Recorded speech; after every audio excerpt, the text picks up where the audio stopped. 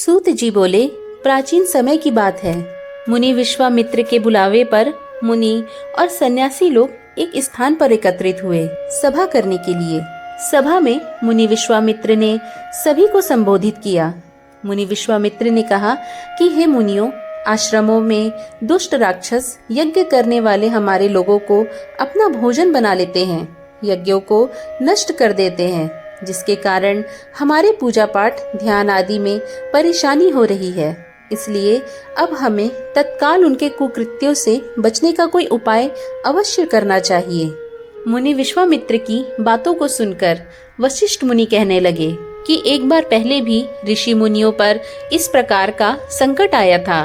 उस समय हम सब मिलकर ब्रह्मा जी के पास गए थे। ब्रह्मा जी ने ऋषि मुनियों को संकट से छुटकारा पाने के लिए उपाय बताया था। ऋषियों ने ध्यान पूर्वक वशिष्ठ मुनि की बातों को सुना और कहने लगे कि वशिष्ठ मुनि ने ठीक ही कहा है, हमें ब्रह्मदेव की ही शरण में जाना चाहिए। ऐसा सुन सब ऋषि मुनियों ने स्वर्ग को प्रस्थान किया। मुनियों के इस कष्ट को सुनकर ब्रह्मा जी को बड़ा आश्चर्य हुआ। ब्रह्मा जी कहने लगे कि हे मुनियों, राक्षसों से तो स्वर्ग में रहने वाले देवता को भी भय लगता रहता है, फिर मनुष्यों का तो कहना ही क्या, जो बुढ़ापे और मृत्यु के दुखों में लिप्त रहते हैं।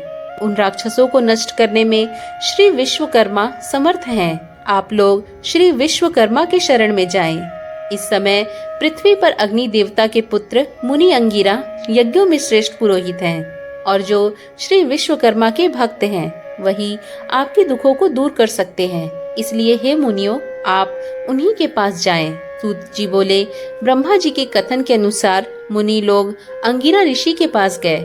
मुनियों की बातों को सुनकर अंगिरा ऋषि ने कहा, हे मुनियों, आप लोग क्यों व्यर्थ में इधर उधर मारे मारे फिर रहे हो?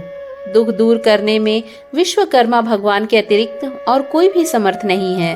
अमावस्या के दिन आप लोग अपने साधारण कर्मों को रोककर भक्ति पूर्वक श्री विश्वकर्मा कथा सुने और उनकी उपासना करें। आपके सारे कष्टों को विश्वकर्मा भगवान अवश्य दूर करेंगे।